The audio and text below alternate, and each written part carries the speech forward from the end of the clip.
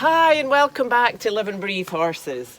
Today we're going to talk about pushy horses. So we might just start that of why do they push? And I think it's simply, well, it's sometimes not being taught good manners, but also from the horse's point of view, they are used to in a herd, they have a very strict hierarchy, don't they? So they know their place. So to be kind to them, we have to help them know exactly their place so that they can feel calm and happy and relaxed. So it's about how they approach us, what feels okay to us, you know, how close is okay. That's about for us to choose what feels comfortable in each situation with each horse. And also to be aware how we're approaching them. You know, it's all very well saying the horse barges rude into our space, but sometimes we tend to do that to them without thinking. He's looking over there. There's a little stray dog I've been trying to catch for about 3 days and my dog keeps chasing it away. Let's see, hopefully I might be able to get a hold of it today. Anyway, sorry. Back onto our pushy horse. So if he was pushing in on my space, you know, the first thing is I have to claim my space. This is my space. I have a right to be here.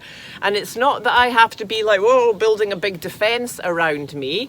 It's more that I am total, grounded, breathing, you know, shining my light, if we want to say it like that, being in my power, however you want to look at it, so that that space is claimed and there's not a question if anybody's going to barge into it or not. So being able to practice this with our horses, of course, leads to all the rest of life.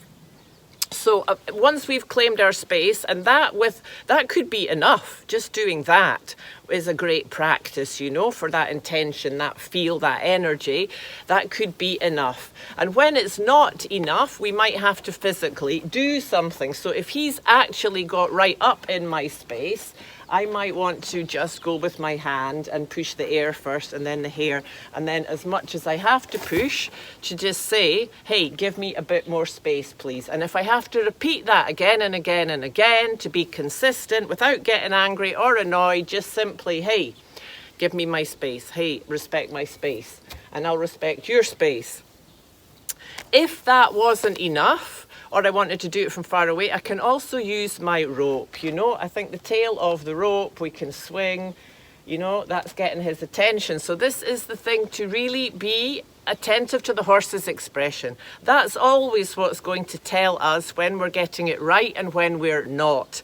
And that's a great point in that video of Warwick I'm going to put in the description, because it shows so well, you know, about the expression of the horse. When they're, you know, we have to keep them engaged and connected if we're backing them and saying, hey, move out my space. As soon as he responds a little bit, I can relax, feel glad he responded to me.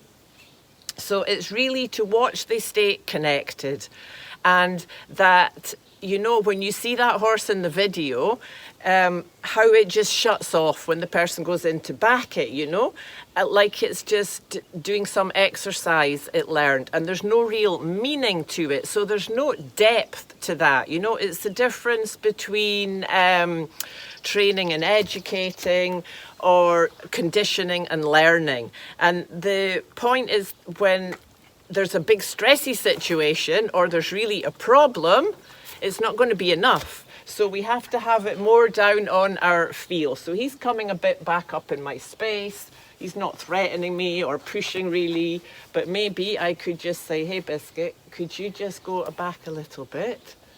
Let's see. Yeah, good boy.